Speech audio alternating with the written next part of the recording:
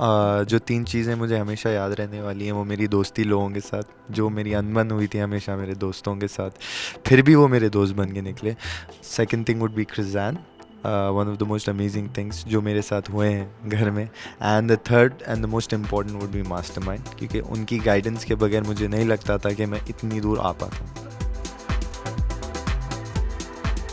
Okay, तो first of all मैं जानना चाहूँगी, जीत गए हैं, हाँ। कितनी एक्सपेक्टेशन थी कि आप जीतेंगे, कितना फीडबैक आपको मिल रहा था, हाँ। क्या कहेंगे? सोशल मीडिया पे भी काफ़ी ज़्यादा ट्रेंड कर रहा है, तो क्या कहेंगे? अंदर था मैं कैप्टिव रियलिटी में, तो मुझे ज़्यादा कुछ ज़्यादा पता नहीं था मुझे कि बाहर चल क्या रहा है। लेकिन बहुत ही ज़्यादा, आई थिंक 4th वीक के बाद हर वीक नॉमिनेटेड था मैं नियरली, तो हाईएस्ट वोटेड रहा हूँ लोगों के बीच में, जो बहुत ही ज़्यादा पॉपुलर आए थे शो में।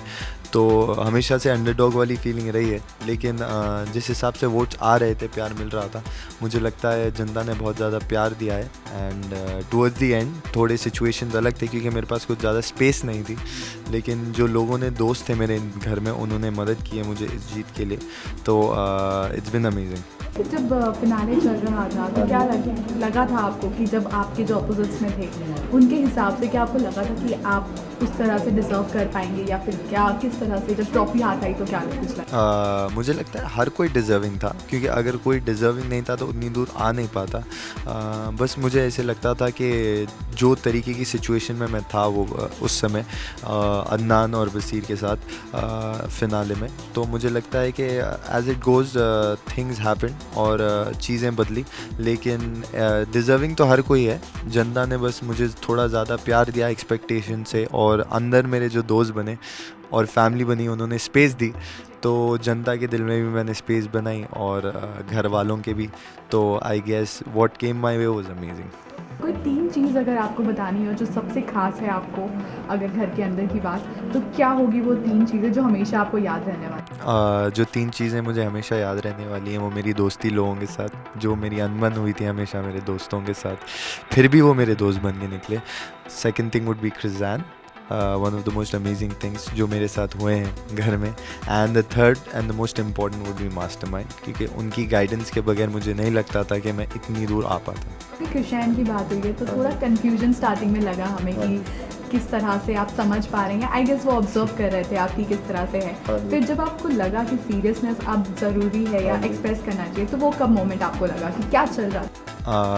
हम दोनों दोस्त थे जब हम मिले थे, वी इंस्टेंटली क्लिक जब से मैं उनसे मिला था। तो हमेशा से हमारी दोस्ती रही है, और तो हम लोग बहुत ही ज़्यादा क्लोज़ होने लगे हैं हमारी दोस्ती में, हमारी रिलेशनशिप्स में। So it just turn out amazing. उसके बाद धीरे धीरे हम दोनों के बीच में फीलिंग्स बढ़ने लगी, तो हमें लगा कि अब टाइम आ गया है हम दोनों को एक दूसरे को एक्सप्रेस करने का। हम जैसे कैप्टिव रियलिटी में रहते हैं, हम सिचुएशंस को छुपा नहीं सकते, चाहे हम छुपाना चाहें, ताकि लोग गलत ना समझे। But the love was real, and जैसे वो टर्न आउट हुआ, I am very very happy about it.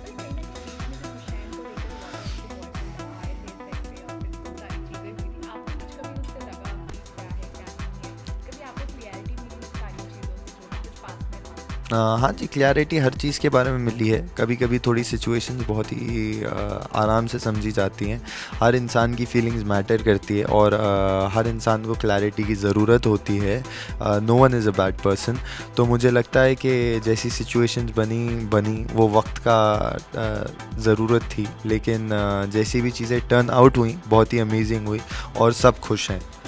अब जाना चाहेंगे 307 जब घर में आई थी तो क्या लगा था? अदनान की जिस तरह से सपोर्ट किया था उन्होंने आकर, तो कुछ लगा था उस टाइम पे, उस मोमेंट ऑफ द टाइम, क्योंकि उस टाइम पे उन्हें भी कुछ लोगों को चूज़ करना था, तो किस तरह का वो सिचुएशन था? टीम 07 आई थी, दे वर रियली नाइस पीपल। मेरी उनसे बात हुई थी थोड़े लोगों से, तो अदनान का सपोर्ट ऑब्वियसली करेंगे, क्योंकि वो उनके पुराने दोस्त हैं, और उन लोगों ने नाम भी लिया था मेरा। लेकिन जैसी गेम बन रही थी, मुझे लगता है जनता का सपोर्ट सबसे ज़्यादा मैटर करता है इस सिचुएशन में।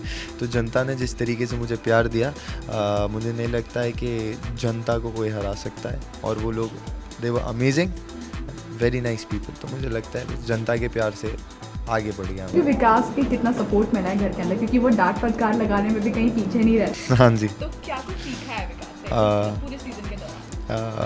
He is been very amazing. Her contestant को उन्होंने ज़िंदगी के बारे में समझाया, बहुत ही ज़्यादा चेंज किया है। मैं जिस तरीके का इंसान घर में गया था, I came out a completely new person. तो मुझे लगता है कि उनकी डांट काम आई। जिस तरीके से मैं आखिरी तक आया और मैंने जो डिसीजंस लिए अपनी तरफ से अपने दोस्तों के लिए, और जनता ने अपना प्यार मुझे दिखाया, तो आई थिंक अभी मैं जहाँ हूँ मैं उनकी गाइडेंस के बगैर नहीं रह पाता। अच्छा, सब लास्टली एक चीज़ जानना चाहूँगी जो ऑडियंस की डिमांड पे मैं आपसे पूछ रही हूँ। जिस तरह से दिव्या और वरुण ने पिछले बार जो अपना एक बेंचमार्क क्रिएट किया था, तो क्या आप और क्रिसैन भी उसी तरह से अब दिखाई देने वाले? कुछ ऐसे प्लान्स बने हैं हम दोनों के कि आप किस तरह से अपने आप को प्रेजेंट करने वाले हैं? नहीं, ऐसे कुछ प्लान्स बने नहीं हैं, क्योंकि वो उनका पर्सनल था और ये दिस जस्ट हैपेंड। तो we didn't do anything to create a benchmark और एनीथिंग। लेकिन जनता ने इतना ज़्यादा प्यार दिया है दोनों को भी और दोनों को साथ में देखने के लिए भी, तो हम लोग बहुत ही खुश हैं साथ में, and we are going strong, so that's all that matters. Viewers को क्या कहेंगे, इतना ज़्यादा प्यार दिया है उन्होंने आपको, तो उनके लिए क्या एक लास्ट मैसेज? सब लोगों को मैं बस ये बोलना चाहूँगा कि ये जीत आप लोगों के बगैर पॉसिबल नहीं होती। बहुत ही ज़्यादा प्यार मिला है आपका। मैं जैसा अंडरडॉग टैग के साथ बाहर आया हूँ, विनर बन के निकला हूँ, और ये आप लोगों के सपोर्ट के बगैर नहीं होता। Love every single one of you, keep supporting, और आगे अमेजिंग थिंग्स होल्ड। एंड जैसे मैं इवॉल्व हुआ हूँ, आप लोगों ने मेरे लिए जैसे बाहर लड़ा है, मैंने आप लोगों के लिए अंदर, तो we both are as much as deserving winners as anybody. This is Salman Zaidi, keep watching Telly masala.